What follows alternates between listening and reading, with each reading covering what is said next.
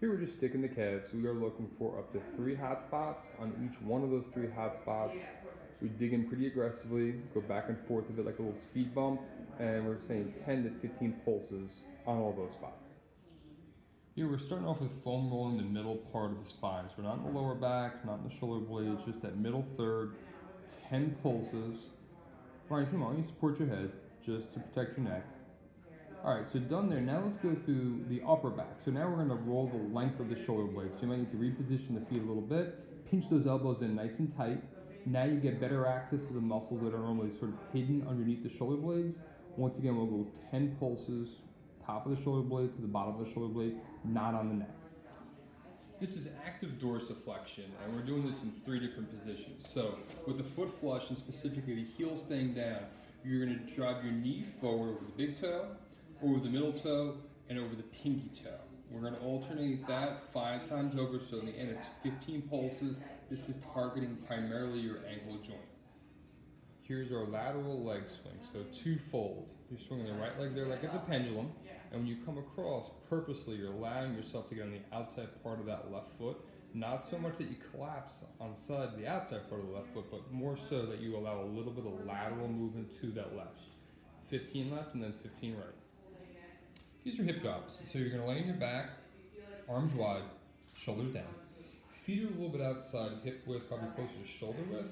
And from this position, you're going to drop both knees to the right as far as you can, and go into the right, trying to connect the right knee to the ground if possible, so long as the other shoulder's connected to the ground as well. When you go left, same idea. The trail knee likely will not hit the ground, but that's okay. We're just alternating back and forth, back and forth. Let's go 10 in each direction.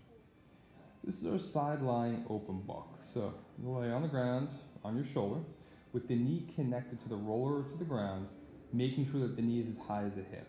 From this position, you're going to turn open. You're going to look in that direction, rotate the torso in that direction, and also reach the arm. Goal is to try to connect that right shoulder to the ground if possible, and you come back. Every rep for the 10, you're trying to get it a little bit deeper. We'll do this on both sides. Transitioning right from your sideline open buck, so you can go right into arm sweep. So staying in the same general position, start with your palm down on the ground behind your hips. You're going to sweep all the way up, essentially to 12 o'clock. Whenever it feels natural, you're going to notice you're rolling the palm up. Whenever you start to feel a little bit of resistance, the goal is that you keep the hand on the ground the entire time.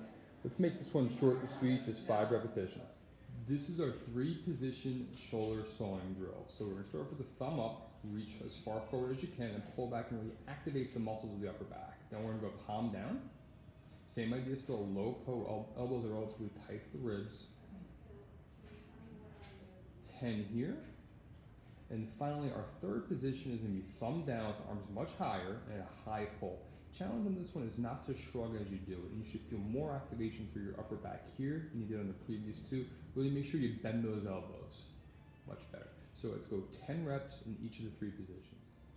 These are your arm circles. So shoulders are down and back, and you're thinking about activating the muscles of your upper back. Thumb up to start, you're going 10 circles forward and then 10 circles backwards.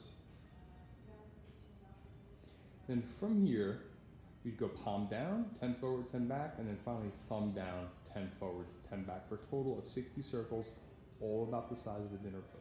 This is our standing torso turn. So we have a club in hand, in this case it's a dowel. We turn the torso, however, we are keeping the hips as stable as we can. So the goal is belt buckle never moves. We're going to go 10 in each direction, but importantly, with good posture, so to make sure there's no shrug. Once we're 10-10, let's say that we're there now, we're going to get a little faster, and we're actually going to release the trail foot. So go ahead, come through, yep, and we're back and forth. You can see the same manner, but we want good sequence, and now we actually have everything moving. So again, one more time, 10 in each direction here. Again, this is actually a full body turn. This is your single-legged bridge. So we're holding the right knee with both hands. The left foot is connected to the ground. And you're driving up and out of that left heel. This is a pull, so slow control is turn back down to the ground, and then drive your hips up nice and high.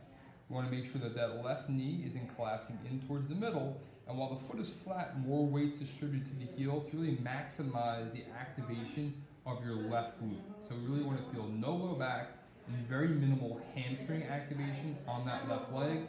We'll do a set of 10, and then we'll switch to the right side. So this is our high plank. We want to establish a straight line from the head to the tailbone certainly, but really even down to the heels.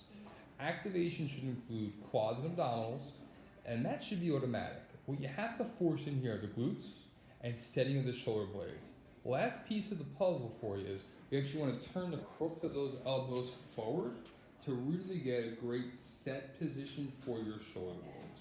Goal here would be to hold anywhere between 40 and 60 seconds. Make sure you breathe and make sure you keep that head in a great position throughout. This is our lateral band walk. So you see the bands on the ankles. You have a forward pitch of the torso. The challenge is not to lean away from the direction that you're stepping. Let's go 15 steps in each direction. So again, low center of gravity, forward leaning the torso, step right without leaning to the left. And that's your lateral band walk. All right, these are our monster walks. So the band's still on the ankle, just like it was on the lateral walk. And you can see basically you're creating an arc. The foot comes in and sweeps out. In the end, it's a diagonal stride forward. So let's go 10 to 15 strides down, turn around, and come back.